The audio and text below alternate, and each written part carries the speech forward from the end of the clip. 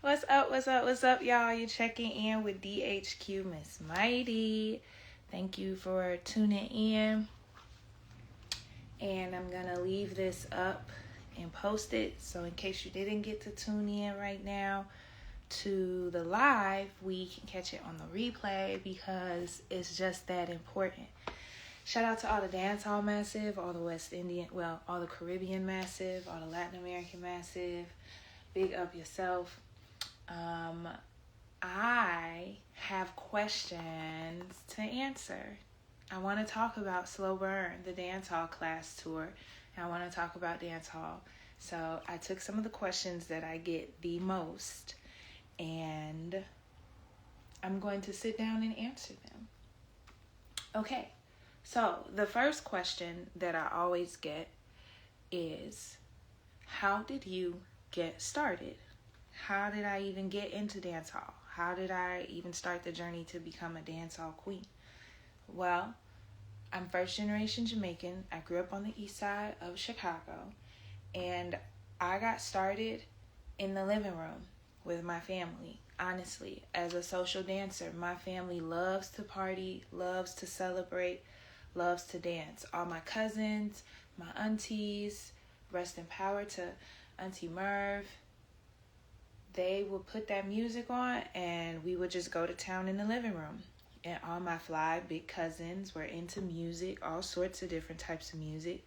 So I got exposed to not just dance hall, but culture, roots, Prince, house music, soca, chutney, all of it. And we would dance together in the living room. So the butterfly, winding up, pat your pom pom. Yeah, my cousins taught me that. That's how I got started with my family in the living room. And from there, I was probably cutting up and hamming it up in school. And I just continued on, joining teams, joining different dance troupes, joining different plays, different clubs. And the creative bug bit me. But it started at home. Big unserious, really truly. Okay, and why dancehall? A lot of times I get, what is dancehall? And I've already done a deep dive. If you never tuned into that, it is available on this platform. It's a collection. You can check the hashtag 30 Days of Dancehall. And I go into some of the most important fundamentals of dancehall, according to Body, right? According to me and according to Body by Mighty. But it will help you scratch the surface and start to get into some discovery on what dancehall is. But why dancehall? Why not? It is ancestral. It's contemporary. It's raw. It's real. It's controversial. It's provocative.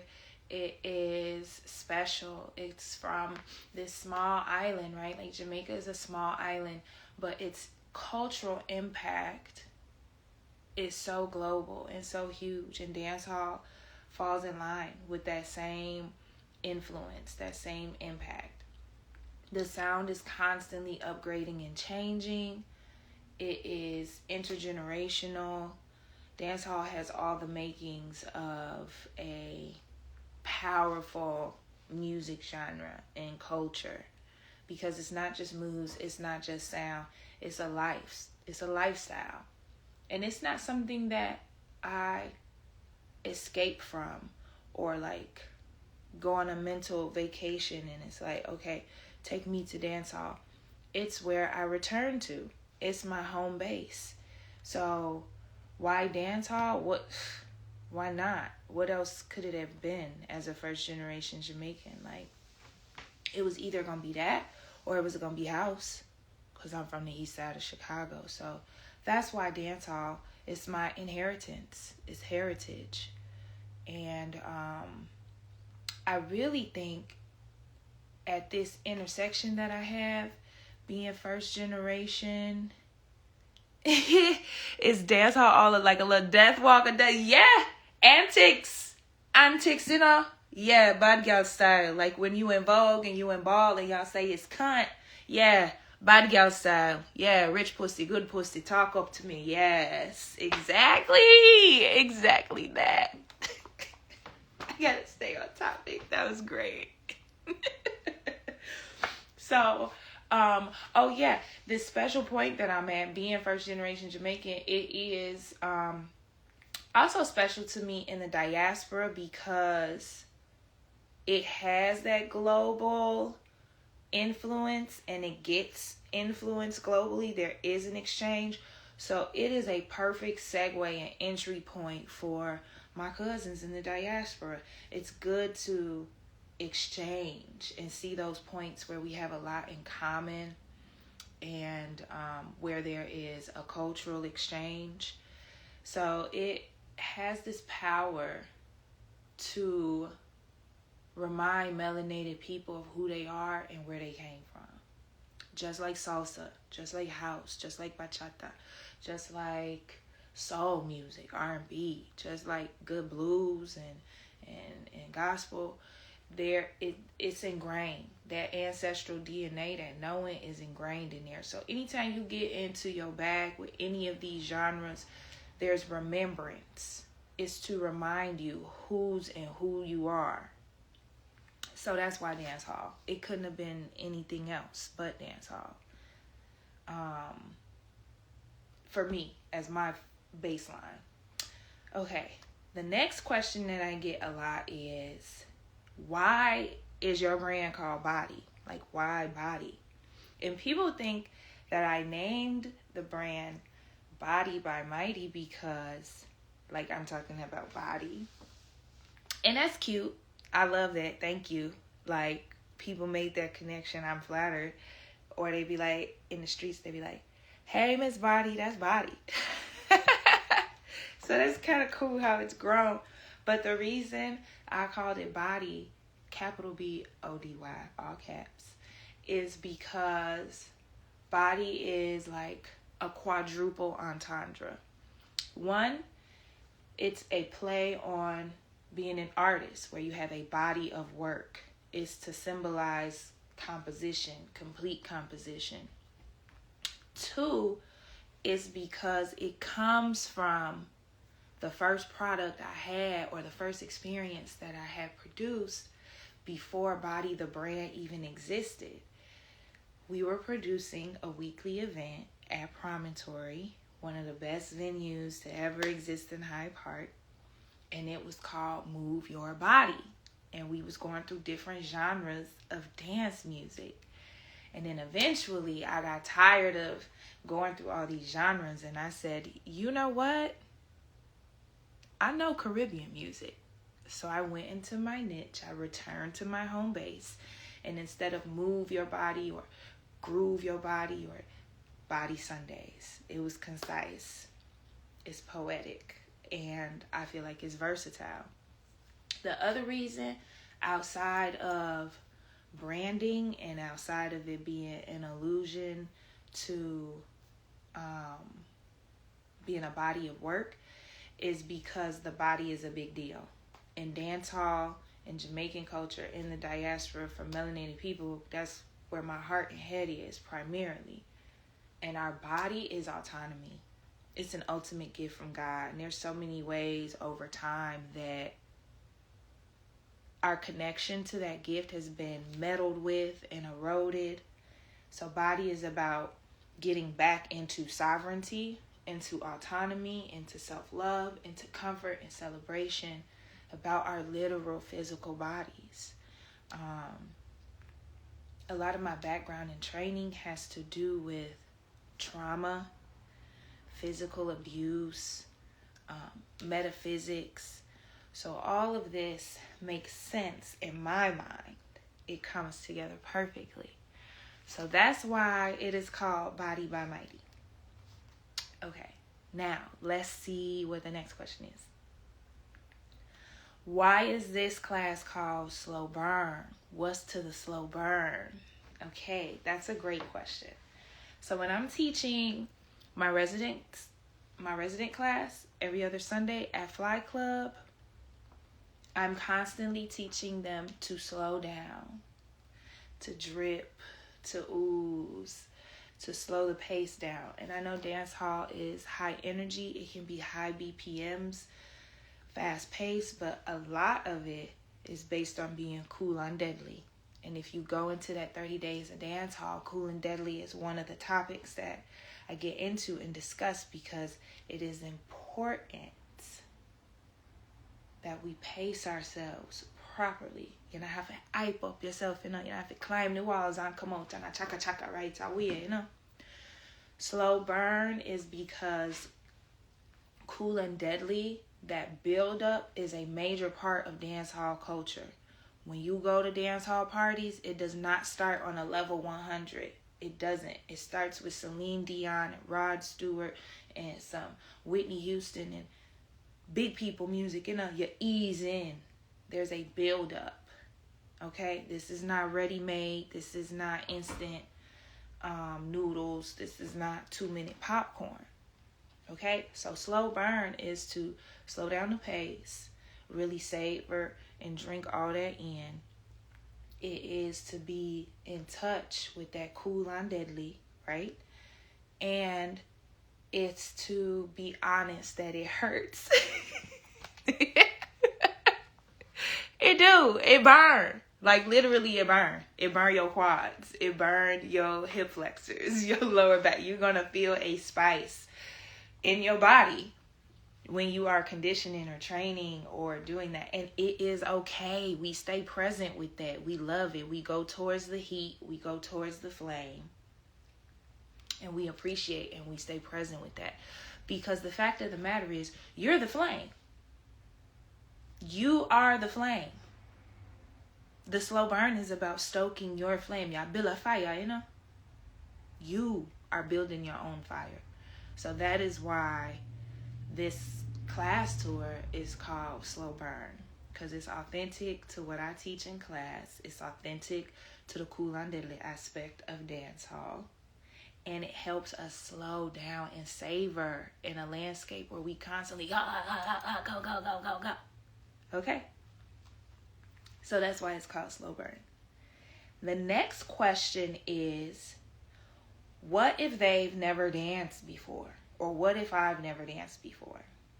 And my prospects, my potential class attendees, they always be like, I want to come to class. It looks so fun, but like, oh my God, I'm going to be in the back. I'm scared already. You have to take your time with me because I don't know what I'm doing and I don't dance. I can't dance. One, I reject the notion that you cannot dance. Because I'm a dance teacher and I'm a dance student. So I know you could dance, and it's okay to be awkward. It's plenty of times where I'm in class and I don't know what I'm doing. And I just surrender to that. I'm okay with that. So if you've never danced before, that is fine. It's open to all levels.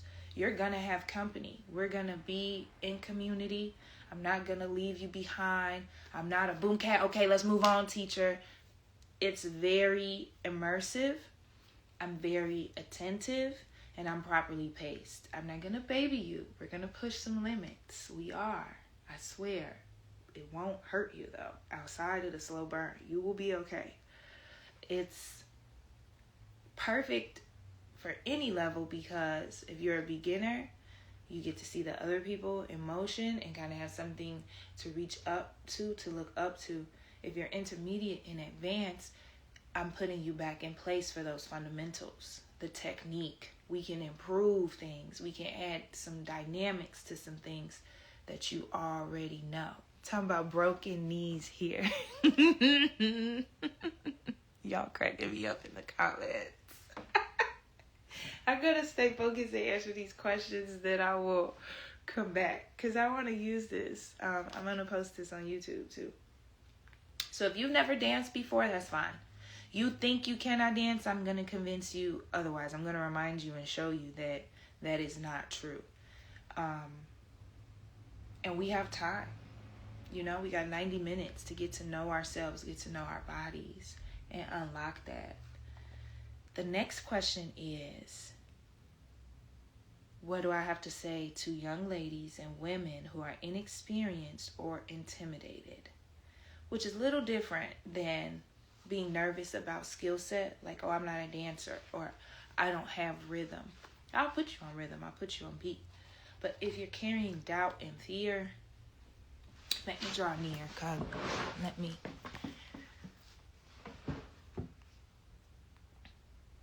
It's okay. Me too. I'm scared to go to other cities and teach this class. I'm scared to run y'all off and over intimidate you, and then you run away and you shut down and then you don't come back. There are different things that come up, and I have the range. One, because I'm a woman too, and I have doubts and fears and questions. So I'm empathetic. I know how to navigate that, and we're going to navigate it together. Two, I've been teaching not just movement, but other subjects for a while. So you are in good hands. Three, you have to face it somewhere in some place. So you might as well use an indigenous, ancestral vibe. You might as well get in sisterhood, get in community. You might as well be seen, be witnessed, and supported in a way that feels good to you. Like, we deserve that, especially my deeply melanated women. Like, it is a must. You have to reclaim your space. Academia, corporate spaces, neighborhoods. There's so many areas where we get convinced to stiffen up like we on Minecraft, to flatten out, to shrink up. And we're not smile up with self, we're done with that. Pop the neck off of that. We're done. That's over. We're going to take up space because we deserve to. You're going to pop your shit because you deserve to, because you're popping. So it's okay to be afraid. You're just going to take the step anyway. And then you're going to be affirmed and you're going to be encouraged. It's normal to be a little bit intimidated because you're doing something different and you're doing something new and you're taking it to a new level if you've already got started on the journey. So that makes sense. That comes with the territory. My tummy still gets in knots when I perform. And I burlesque, dancehall, house, go-going, I be, not every crowd gets won over so smoothly. There are times people make me work for it. I be scared. I'm not gonna lie to you. I be scared, but I'm doing it anyway. And I got your back, your sides, and your front. This is an exchange that I feel is cosmic. In my praxis, praxis, I have learned that this is an exchange that is cosmic, okay? And stay with me. Let me tell you why. Your immediate landscape needs you at your biggest and best self. And dancehall music and movement can be a conduit for that. Movement, period. Pick a movement, babe. Get in motion. Boogie, groove, by all means. On the flip side, dancehall comes from an island, comes from Jamaica. Jamaica's facing a huge amount of femicide, of gender-based violence, of inequity because of gender. So dancehall need the them too. There's a need, and there's a win-win. One hand is washing the other. That is what I have learned and seen in this time, in this lane, at this level of mastery for this long. So there is a reclamation. There's a revolutionary aspect to you stepping past your fears, stepping past your doubts, getting in that classroom, getting in that lane, getting on that dance floor, because dancehall is not just about a class structure. We need to decolonize dance spaces, and you need to be on that dance floor. You need to be at that family reunion, grooving. Y'all need to be boogieing together at the kickback, okay? You must move, and you must groove. That is the revolutionary aspect. Be seen, get out in front. celebrate, move your body, sweat, smile, and do it in community so that it's amplified and the effects of it are amplified. So that's my long version of what do I tell the women or the people, period, that are intimidated or scared to get started, to be seen in class, or to be seen on the dance floor. It's okay. You blessing us. You blessing us when we see you. And you blessing the dance hall landscape. It's something that is felt. That energy is going to pump out into the world, and it's going to come back to you.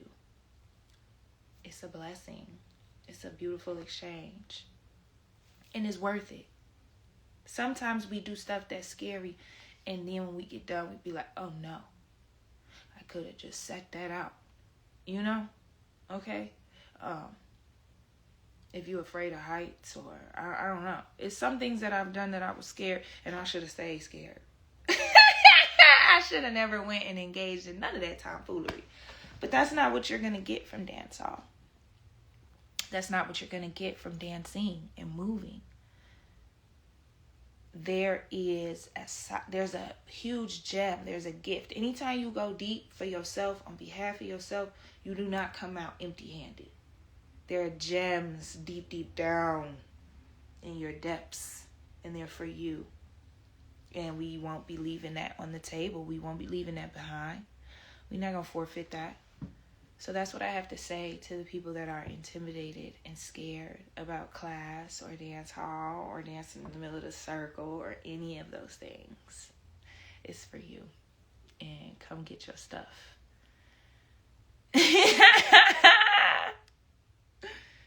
Okay, so was that my last question?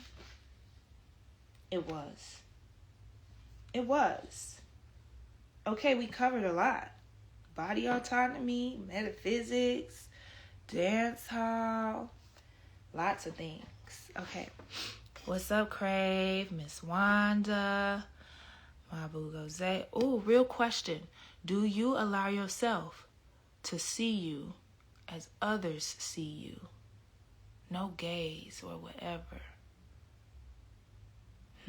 Do I allow myself to see me as others see me?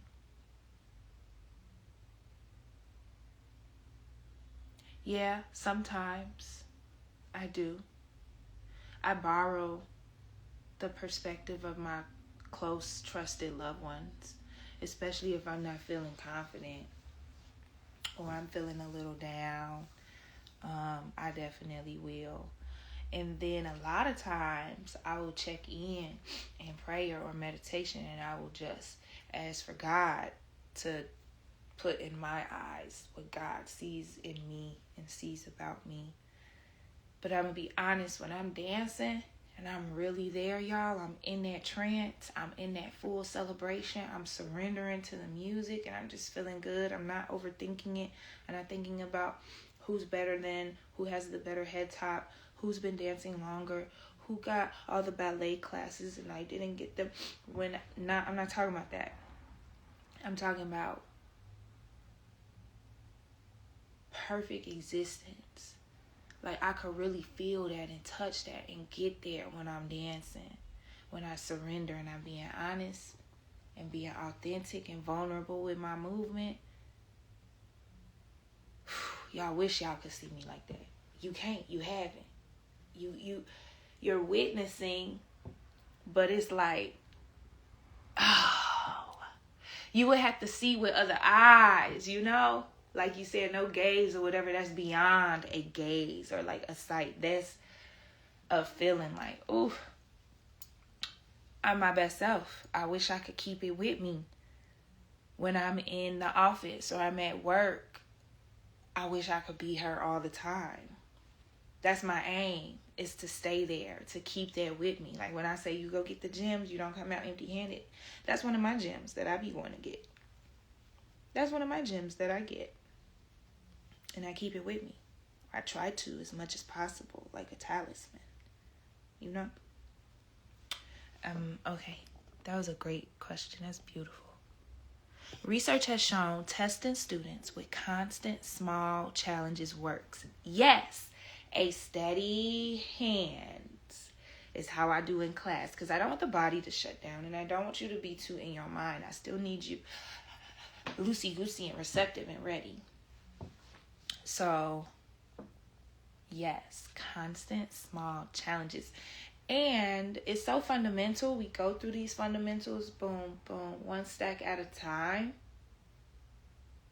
The rudiments. I'm not just starting you up here. And when you have those breakthroughs, it's like checkpoints on a video game. Those are the wins for you. That's how I build up your momentum and get you hyped up about you. Get you seeing like, oh, dang, I'm really doing this. And you are. And slaying. And when you get out there, they finna be like, oh, you from the islands? Where you from? Where you from, girl? You're gonna be like, my waistline oiled. My waistline remembers. Okay? Yes to the small, steady challenges. It's a reclamation from hustle culture. It is a form of resistance. Absolutely. It can repair the nervous system. It can ease and fix symptoms of PTSD, anxiety. That is all scientifically proven about movement and dancing in general. And what also is scientifically proven is that when you have any sort of arts, wellness, movement at play that is culturally relevant, that's going to amplify the positive benefits, the positive results. It makes them longer lasting. It catches on faster because it's yours. It's yours. You don't have, if it beg no friend, you don't got to wedge yourself in nobody spaces. Let them have it, because we was losing recipes. We got our own things. So when you do it the authentic way, culturally authentic, you reap the benefits. Bigger, faster, better. Glutes on fire. Yes. Push his glasses up. Classes in session. Yeah. Y'all are cracking me up. Thank you. Yes. Hip hop is one of those genres similar to dancehall that has that global cosmic impact. That is constantly new and contemporary and constantly ancestral at the same time. Absolutely. And now I'm going off in a tangent, but whatever. I might as well go on record with this. And if y'all watch it all the way through, you watch it all the way through, and then you get to nerd out with me about dancehall and ancestral genres of music. But I believe, and I've actually pitched this before as a workshop, as a framework, not a workshop, as a framework. Dancehall can build happier, healthier communities and genres like dancehall. And you could look at a genre and have, in the framework, I teach a way that you can measure or discern if the genre is a good fit to use as a vehicle to make a happy, healthy community, or happier, healthier community. Is it intergenerational? Does it involve fine arts and or STEAM, like some tech, right? Like we got sound systems. We built those sound systems up. There's a bunch of cutting edge technology that's always involved. That's what makes dancehall the special genre that it is. It's the digitization of the production of the sound. In addition to it being intergenerational and having some tech, does it have its own economy? Is there an ecosystem where money, goods, barter is happening, where opportunity and resources are being circulated, right? Because when you go to like a real dancehall party, you have food vendor, you have dressmaker, instead of Neil lady make a little change this weekend, all the hairdressers made some money this weekend. You have the DJs, you have the selectors, you have all these people who come to perform and do what they doing, and that money is circulating. The taxi men, everybody. right? Is there a natural ecosystem of economy, resources flowing through? Okay? That's another way you can know if you have a genre. And then the next one is it ancestral? Is it culturally relevant? Is y'all dabbling in masses music and what they gave you? Or are you taking the things that you know and love that got passed down, that got handed down, and updating it? Does it have that? Is it in the DNA? Is it in the DNA? So those are 4 of the ways. I'm not going to go down the whole list, but that's the framework. That's where I'm headed next, showing people how dancehall can sustain, maintain, and amplify health and happiness in the community. And genres like it. Other genres like it, hip-hop, right? There's so many hip-hop practices and studies built on that. You got the Happiness Club. You got Kaumba Links. There's a couple of numerous ones. Those are just the 2 I know from Chicago. You have go-go music out of the DMV area where we headed to first. That's our first stop on the Slow Burn tour. Go-go music is decades old. Now we got grandmas, moms, and the little ones who all have their own relationship with that era of go-go music. Go-go checks off a couple of those boxes that I just named. House music, oh my gosh, hello? Period. Definitely checks off those boxes where it has its own economy, its own flow. There's a bunch of different technical and fine art skills and talents that are involved in it. And you have more than one element. There's vocal, there's sonic, like production, and there's movement. Y'all give me some other ones. Amapiano, soca, oh my God, carnival culture, any of the carnival music from any of the places that do carnival. So bouillon, soca, calypso, samba, all of that, right? Those are real, live, living, breathing, tangible, palpable. You can touch it, you can live it, you can feel it, you can put it on, you can surrender to it, you can move in it, you can study, you can stay there.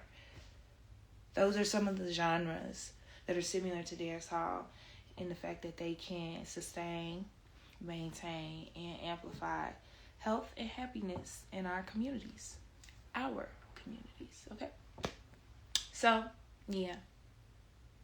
Thanks for checking in with me. We talking about dancehall. We talking about my start and why dancehall and what my whys are and what the thought process is behind Body and the Slow Burn Dancehall Tour. I can't believe I was going to try to do all of that in 3 minutes. That wasn't going to work. I got to chop something up and make it shorter. But thank you for tuning in. And thank you for your lovely engagement and questions. Gospel, yes. Yes, gospel, absolutely. Miss Wanda, you need some dance hall beats? Ooh, yes, thank you. Look at Ashley in the mix. Good to see you too, baby. My floral goddess. Bomba, Kizomba, yes. Gospel, absolutely. And because all these, they're tied to resistance. There's historical accounts. There are receipts, endless receipts of how these genres are tied to resistance. How some of our teachers, our leaders, our prophets, our revolutionaries were a part of these musical genres and the communities that these genres are based on. Like, there's so many different ways to discern and say, yes, we're leaning in here. We're going to do, it has something for you specifically. That's your inheritance.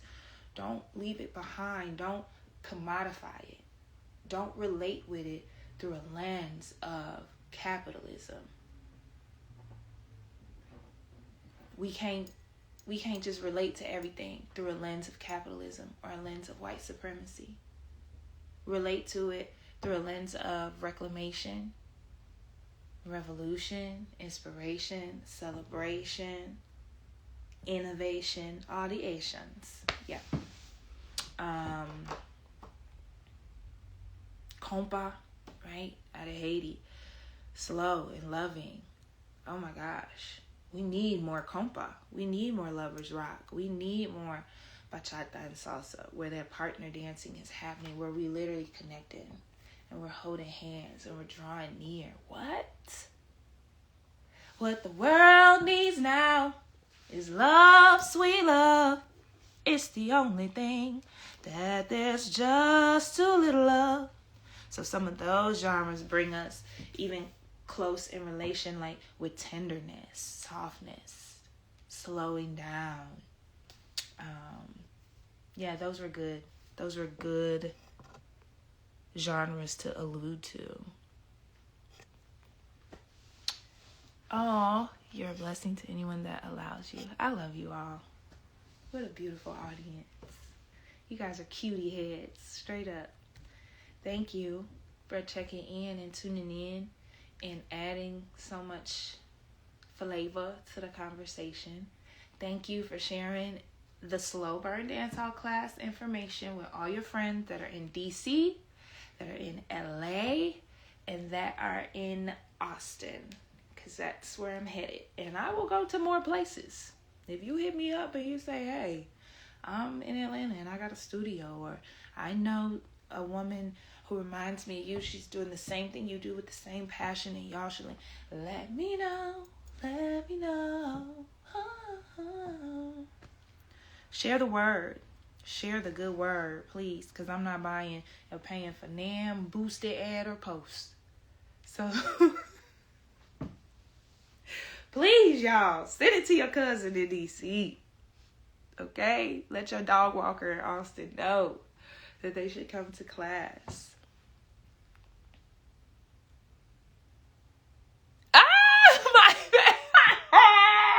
Did I do that for real? That is on brand. It totally makes sense. My best, the comment says, my best remembrance of you is when a fellow staffer asked for your image and you refused without paying you your worth. That singular moment inspired me. Those are my type of antics for sure. Pay me. Yeah, compensate me. Pay them black women. Pay them Hispanic women. Pay Native women. Pay indigenous women. And pay them more. Absolutely. Yeah. Don't rely on my beauty for free. I am like those other girls. I want money.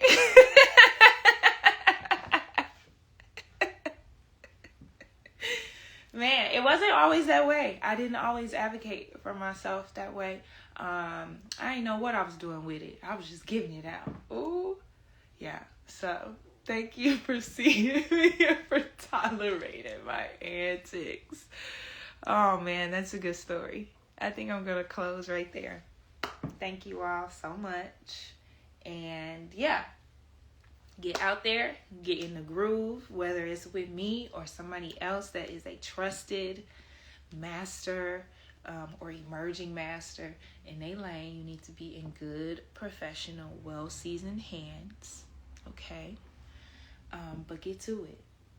Find you some community, find you a leader, find a groove, and surrender to it. I love y'all, and I'm going to see you all out here. I will be taking you on the journey to all of these classes, all these travels. And I'm just ready to give it my all. No matter if it's 3 people in class, 300. I'm so excited. So thank you. And have a great week.